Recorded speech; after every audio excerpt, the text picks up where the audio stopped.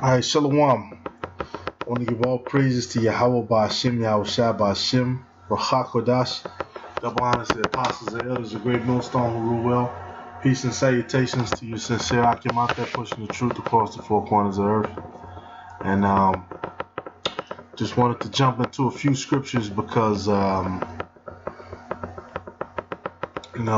we can see, we're in a fallen place, and a large part of how we know who we are is the status that we've been given. The stature, the current stature that we have. All this talent amongst our nation. The nation Israel, the so-called Latino, so-called Native American, so-called blacks around the world, not just in America, but we're waiting basically, man, to have something that we had in the past restored, and we know, of course, the obstacles of Satan. Of course, this world has been given over to Satan. The minds of the people have been given over to Satan, but it's more than that. You know what I mean? Ultimately, it's the Most High who's taken that status from us, who's taken certain things from us that we once had, that once made us great, and we're waiting for the Most High to give those things back. And this is 2 Esdras 5:1. It said, "Nevertheless, as concerning the tokens, behold, the days shall come that they which dwell upon earth shall be taken in a great number, and the way of truth shall be hidden, and the land shall be barren of faith." Yeah, because there was once a time where, the faith of the Israelites, it was spoken of across the earth. The doings, the comings and the goings of the Israelites was spoken of across the earth. The entire, every nation basically on the earth feared the Israelites. They feared our power. That's why whenever we go into our temple, whenever we rebuild our temple, or we rededicated our temple, or whatever it may be, everybody else, they jumped. Because these other nations, they have temples too. You got the Buddhist temple and the Islamic temple, or whatever, else that other shit is, but nobody's protesting those temples. Hey, even here in America, even here where I'm at, in Redneckville, Midwest USA, they got Muslim temples. They got Muslim temples all over the city. They got Buddhist temples. They got all kind of temples. All right, but the one that's protested the most above all was our temple. And that's why, the government has certain things set up for our people when it pertains to faith, when it pertains to, going to some type of spirituality. All right, I believe it was I forget what president it was. I think it was it Nixon who basically said they wanted to stop the return of a black messiah or anything like that. Well, that's what was said. They wanted to stop the return of a black messiah. Every time that we've come, in some sort of power, some sort of way, where people can walk together, where people can do certain things, this man has come in and it wasn't of the Lord, so it was stopped, it was broken up. They send agents into it. And the question, that you have, that, basically everybody is up in discussion with now as well, how can we, progress forward? How can we create a nation? How can we get to a certain level, without our own people crippling us, without this man crippling us, this man destroying us? All right, and the answer is the same as it's always been, man. There's only one way, but through the Father. Verse 2, a higher power than us. We don't have the power to stop this man, because ultimately the Most High gave him power to defeat us in the first place. Excuse me. And that's where faith comes in. It says, "But iniquity shall be increased above." So this is all prophecy that was given way a long time ago for what was going to happen to us. "But iniquity shall be increased above that which now thou seest, or that thou hast heard long ago. And the land that thou seest now to have root, shall thou see wasted suddenly. But if the Most High grant thee to live, thou shalt see after the third trumpet that the sun shall suddenly shine again, in the night, and the moon thrice in the day. Okay, that's it on that. The point is hit. This is Colossians 1:26. It says, even the mystery which hath been hid for ages and from generations, but now is made manifest to his saints. And this thing that this discovery that brothers are going into, our history, the vast thousands of years of history, because a lot of people with the so-called blacks, a lot of people can't get over, that we have history in Africa. But we do have history in Africa, about 1,500 or so years of history. Of course, we were there in Egypt before, and then, like I said, about 1,500 years after the Roman Empire seized Jerusalem, and our people began to flee in the different parts of the earth. So, this is a mystery which has been hidden for ages. And Esau, of course, is one of the main ones who helped to hide it by destroying our images, destroying books, destroying, different churches, destroying different castles. But even still, you have some which is set up today, to whom the Most High would make known that what is the riches of the glory of this mystery among the Gentiles, which is Yahushua in you, the hope of glory. That's exactly what we have. All right, those people in Israel, they don't have a hope of glory because they're glorifying themselves. They're glorifying, in their gay parades and the $1 billion little world empire that they have, or rather I say $1 trillion. The supercomputers that they have, all of the resources, which most of that stuff is coming from America because it's pretty much a welfare state over there. All of these things they're not hoping to be glorified. They're not hoping to receive a new flesh. They're not having a contrite spirit. They're not going through the fire of adversity, trying to be righteous, trying to do the right thing, trying to fight against these demons and these evil spirits that arise up. Those people are not doing that. And that's ultimately why this word has reached across the four corners of the earth, because different men's spirits is resonated with. They have the same hope of glory too. All right. It said, whom we preach, warning every man and teaching every man in all wisdom, that we may present every man perfect in Yahushua. Exactly. And that's part of it, man. Warning every man. Using the fear and the different experiences that brothers have had, trying to warn our people of the things to come. Sometimes it can get a little there can be some expletives involved. I'll say it like that. All right, because we're trying to present every man to be perfect. Of course, you can never be perfect in this wicked flesh, but you're supposed to strive for perfection. Verse 29, whereunto I also labor, striving according to his working, which worketh in me mightily. Exactly. Yeah, striving, working towards it. All right, now this is Sirach 26:19. I'm going to just make this one short. Hey, because this is just something I was thinking over, man, because we're trying to get, when you see these athletes, when you see entertainers or something, and, of course we know they're all under the leash of Esau. But, our people have a natural inclination to try to go to the top level, to try to be the best you can be, to try to get to the highest level possible, and we can only go so far.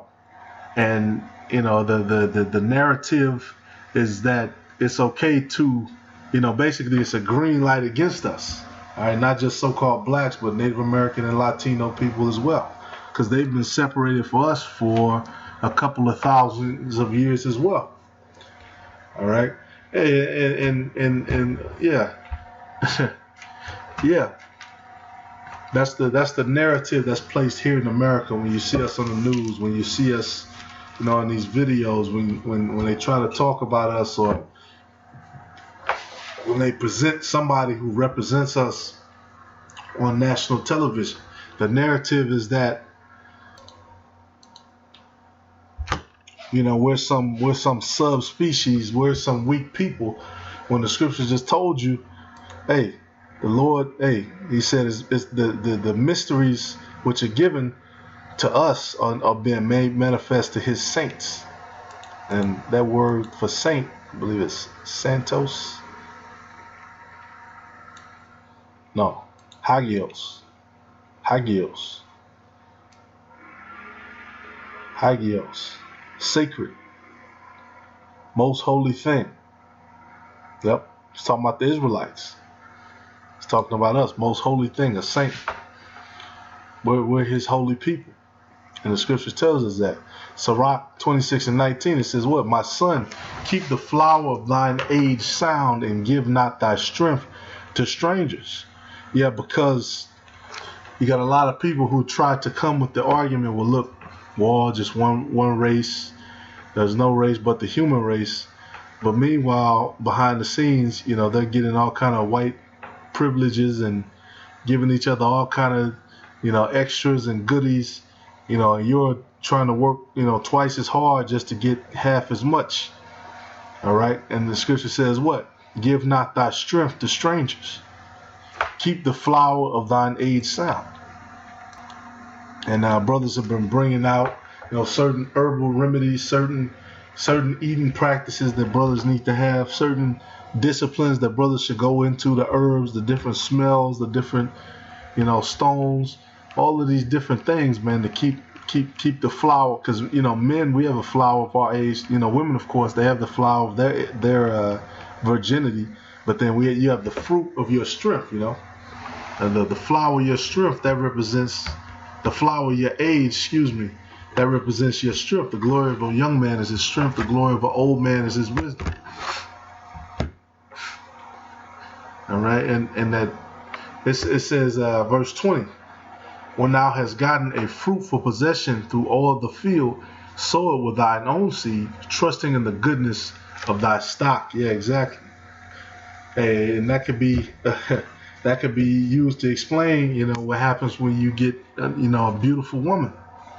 You get it. The scriptures talk about, when you get a good woman as a wife. I'm paraphrasing, to keep her.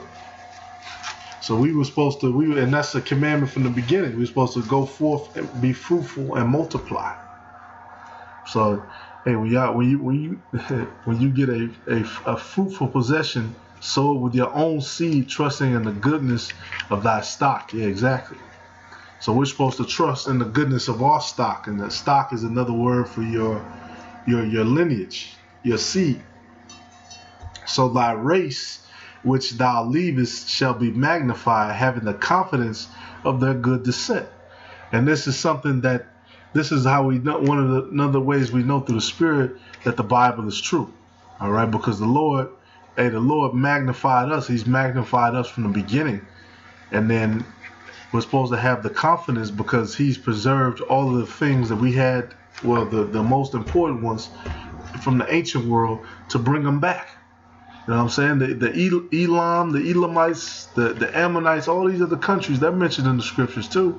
They're mentioned from the beginning. The land is shown from the beginning, but they have no records unto it. They have no recollection unto it, or either that, or they probably have some, but then they lie about our history. They forget their history. It's a combination of the two. All right, and that goes with every nation, including these so-called Edomites. Even many of them, they forgot who they were. They forgot where they've come from. They forgot the things that they've done. A lot of these Edomites who were just born, in the past 20 years, they don't even, slavery to them is like a foreign concept. What are you talking about? We didn't do that. I didn't do that. But with them, they trusted in their own stock. They kept their own people on top. They kept their own people up. Now it's time for us to be made magnified. All right, that's why another reason we're pursuing that flesh, that heart of flesh. Instead of that heart of stone, we want to be perfect. The perfect body, perfect men. Kings and priests forever. It says, let's see, I had one more. Yep, this is Psalms 49:4. It said, I will incline my ears to a parable. I will open my my dark saying upon the heart. Wherefore should I fear in the days of evil, when the iniquity of my heels shall compass me about? They that trust in their wealth and boast themselves in the multitude of their riches, which the multitude of their riches was made off of us. Everybody knows that. None of them can by any means redeem his brother, nor give to the Most High a ransom for him. For the redemption of their soul is precious and it ceaseth forever, that he should still live forever and see not corruption.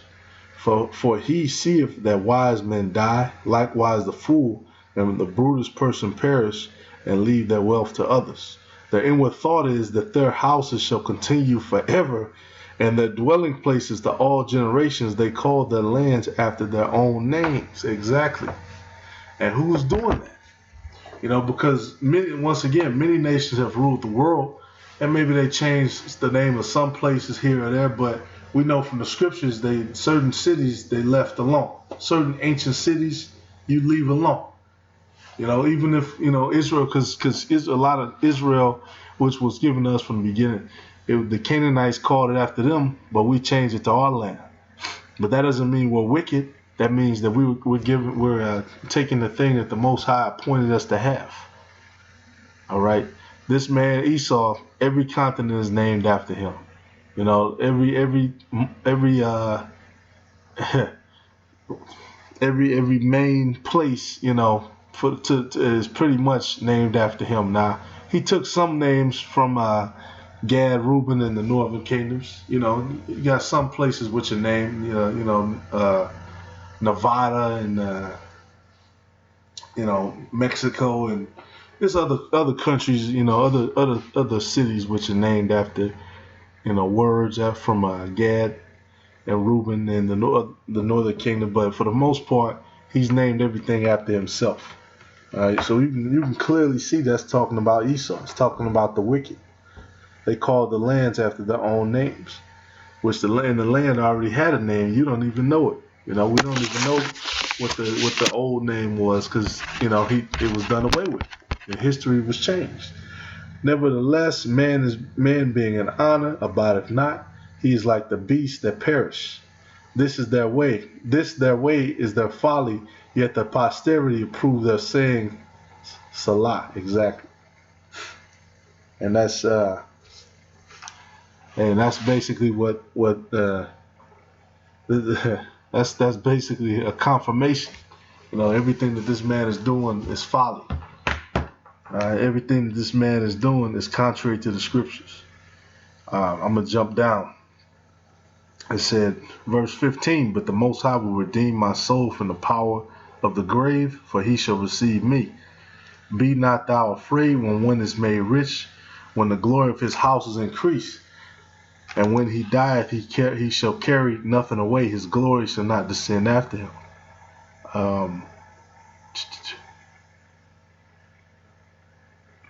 Yeah, that's exactly right. Because basically what's going to happen is the Most High he's gonna glorify us. He's going to take us to a new level. He's going to give us, everything is going to be translated from them to us, just like everything was translated from us to them. When this empire was formed, all those hundreds of years ago, where the translation is starting to happen right back in reverse, where it's going to be translated back to us. And even now, these Edomites are dying off in record numbers. All right, and that's all I had, man. We're just waiting. It's a waiting game. It's the patience endurance game. You know what I'm saying? Because the scriptures talk about what the race is not given to the swift. So right now, brothers are running, putting in work, or not specifically doing the work of the Lord. We're supposed to be learning the Hebrew. We're supposed to be learning the different prayers. We're supposed to be trying to fulfill the Sabbath, fulfill the high holy days. We're supposed to be, embracing the path that our fathers once embraced before, which made them great. All right, and that's why the scriptures talk about, when you're taken to a lower estate, be patient, because we're in the lower state. we're in here in America, we're in the lowest state. So, call hello Yahweh Shai. Hey, brothers, continue to pray, put prayers up for fellow brothers in the brotherhood, worldwide. Continue to put prayers up, and call for the destruction of Babylon. Shalawam. A Bible ball.